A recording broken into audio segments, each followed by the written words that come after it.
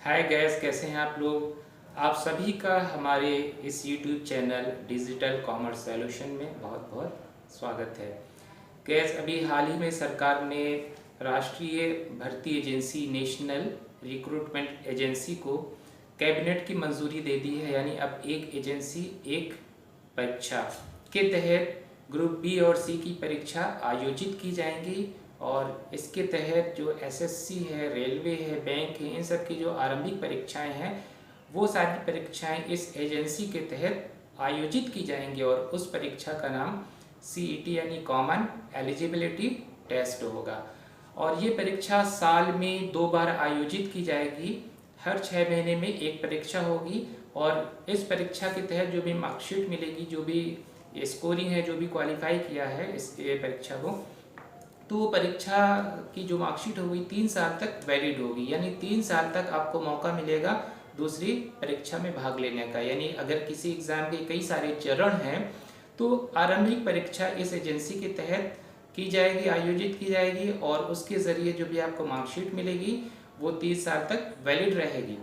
और उसके बाद भी अगर किसी को ये लगता है कि उसका स्कोर कम है और ज़्यादा बढ़ाए जाने की ज़रूरत है, तब वो इस भर्ती में यानी ये जो परीक्षा आयोजित की जाएगी उसमें कई बार उसको चांस मिलेगा, कई बार उसमें बैठ सकता है। यानी कि उसकी जो अधिकतम आयु है, जो भी तय होगी, तय सीमा जो भी होगी आयु की, उस आयु तक, उस तय सीमा तक वो एग्ज़ाम में बैठ सकता है और उसकी जो अधिकतम स्कोर होगा उसी को फिर मान्य माना जाएगा। तो एक तो फ़ायदा ये हो जाएगा इसका। कई सारे इस भर्ती परीक्षा, ये जो एग्ज़ाम आयोजित होंगे, इसके बहुत सारे फ़ायदे निकल कर आने वाले हैं जो कि परीक्षार्थियों को भी मिलेगा और इससे सरकार को भी कई सारे फ़ायदे होने वाले हैं, कई सारे फ़ायदे एजेंसी को भी होंगे। जैसे कि एक तो सबसे बड़ा फ़ायदा इसका ये है कि अभी तक जो परीक्षाएं आयोजित की जाती थी वो सिर्फ बड़े शहरों तक ही सीमित थीं, लेकिन इस एजेंसी के ज़रिए अब परीक्षाएं छोटे छोटे शहरों में भी आयोजित की जाएंगी। तो इसका फ़ायदा बहुत सारे लोगों को मिलने वाला है क्योंकि उनको अपने शहर के परीक्षा केंद्र में ही परीक्षा देना होगा। तो अभी तक जो उनको दूसरे शहर में जाना होता था उसकी वजह से उनका जो काफ़ी सारा धन खर्च हो जाता था, काफ़ी सारा उनको समय बर्बाद उनका हो जाता था। तो इन सब से उनकी बचत हो जाएगी। खास करके जो महिलाएं हैं, दिव्यांग हैं, जिनको दूसरे शहरों में जाना काफ़ी मुश्किल होता था, वहाँ स्टे करना और भी तमाम तरह की खर्चे जो होती थी वो सारे खर्च अब नहीं करने पड़ेंगे। तो एक फ़ायदा इसका ये हो जाएगा। इसके अलावा अब इसमें सारी चीज़ें ऑनलाइन हो जाएंगी। जो भी रजिस्ट्रेशन होगा, एडमिट कार्ड है, रोल नंबर है, मार्कशीट है, सब कुछ ऑनलाइन होगा। यहाँ तक कि ऑनलाइन वेरिफिकेशन हो जाएगा, फिजिकल वेरिफिकेशन की ज़रूरत भी नहीं पड़ेगी।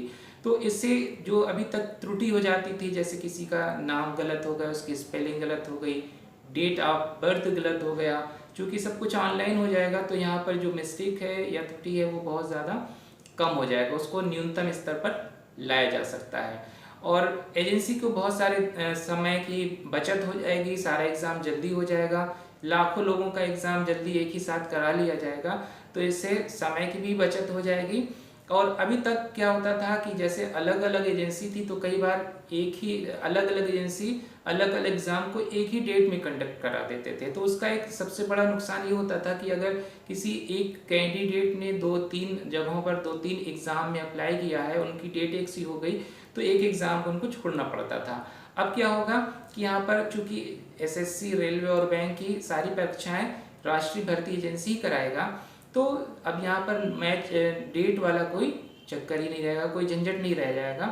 तो एक तो फ़ायदा ये हो गया है डेट वाला, और दूसरे चूँकि यहाँ पर एक ही एजेंसी काम करा रही है तो समय और धन की दोनों तरफ से बचत होगी। एजेंसी के लिए भी फ़ायदा हो जाएगा, रिजल्ट जल्दी आ जाएगा, जल्दी डिक्लेयर किया जाएगा और परीक्षार्थी को फ़ायदा होगा कि उनका समय और धन की बचत हो जाएगी। तो अभी तो फ़िलहाल सरकार ने इसको यहाँ पर जो भर्ती की जिम्मेदारी दी है वो एसएससी, बैंक और रेलवे की दी है, लेकिन उम्मीद है कि आगे और भी चीज़ों को इसके दायरे में लाया जाएगा।